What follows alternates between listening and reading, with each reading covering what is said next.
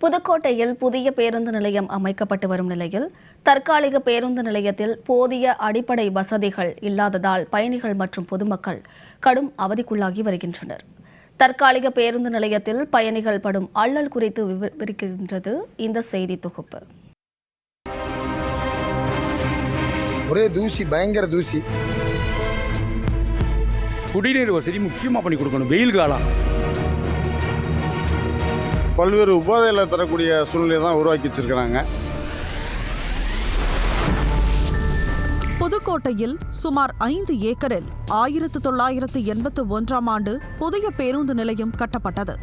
52 பேருந்துகள் நிறுத்தம் வசதி, 3 இடங்களில் பயணிகள் காத்திருப்பு பகுதி, 2 கட்டண கழிப்பறைகள், இருசக்கர வாகன நிறுத்துமிடம் உள்ளிட்டவைகளுடன் செயல்பட்டு வந்தது. இந்நிலையில் பேருந்து நிலையம் பலவீனமானதால் கட்டிடத்தின் மேற்கூரை அவ்வப்போது இடிந்து விழுவதும் அதை தற்காலிகமாக சீரமைப்பதும் தொடர்கதையாக இருந்து வந்தது. அவ்வாறு சிமெண்ட் பூச்சுகள் இடிந்து விழுந்து பலர் காயமடைந்துள்ள நிலையில் அந்த பேருந்து நிலையத்தை இடித்துவிட்டு புதிய பேருந்து நிலையம் கட்ட வேண்டும் என கோரிக்கைகள் எழுந்தது. அதனைத் தொடர்ந்து கடந்த 2023ஆம் ஆண்டு அக்டோபர் மாதம் புதிய பேருந்து நிலையம் கட்ட சுமார் 19 கோடி ஒதுக்கீடு செய்தது. இருப்பினும் புதிய பேருந்து நிலையம் கட்டுவதற்காக தமிழக அரசு நிதி ஒதுக்கீடு செய்து 2 ஆண்டுகளாகியும் தற்போதுதான் பேருந்து நிலையத்தின் ஒவ்வொரு பகுதியாக இடிக்கும் பணியில் மாநகராட்சி நிர்வாகம் ஈடுபட்டுள்ளது. இதற்காக பேருந்து நிலையத்தின் பின்புறம் தற்காலிக பேருந்து நிலையம் 2 ஏக்கர் பரப்பளவில் அமைக்கப்பட்டுள்ளது. ஆனால் போதிய இடவசதிகள் இல்லை என கூறப்படுகிறது. வெளியூரிலிருந்து வரும் பயணிகளுக்கும் மற்றும் உள்ளூர் பொதுமக்களுக்கும் போதிய அடிப்படை வசதிகள் ஏதும் இல்லை என்றும், முறையான சாலை வசதி அமைக்காமல் கிரஷர் மண் கொட்டி வைத்ததால் பேருந்துகள் வரும்போது தூசி கிளம்பி தொற்று நோய் பரவும் அபாயமாக உள்ளதாகவும் பொதுமக்கள் வேதனை தெரிவிக்கின்றனர்.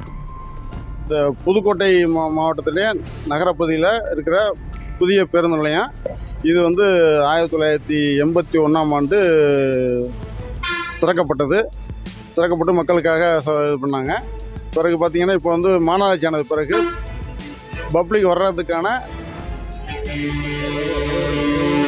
கூட்டம் நிறைய வருங்கிறதுனால மக்களுக்கு தேவையான அடிப்படை வசதிகள் செஞ்சு கொடுக்கணுங்கிறதுக்காக அந்த பழைய பேருந்தத்தை இடிச்சிட்டு புதுசாக கட்டுறாங்க. புதுசாக கட்டுற பேருந்தில் பொதுமக்களுக்கு எந்த விதமான சௌரியமான எதுவும் இல்லை. லெட்டின் பாத்ரூமும் வசதி இல்லை, குடிநீர் வசதி இல்லை, உட்கார்றதுக்கான ஒரு இருக்கைகள் கிடையாது. ரோடெல்லாம் பார்த்தீங்கன்னா பாருங்கள் மண்ணும் கல்லுமாக தான் போடிச்சிருக்காங்க. அது சரியான இது இல்லை.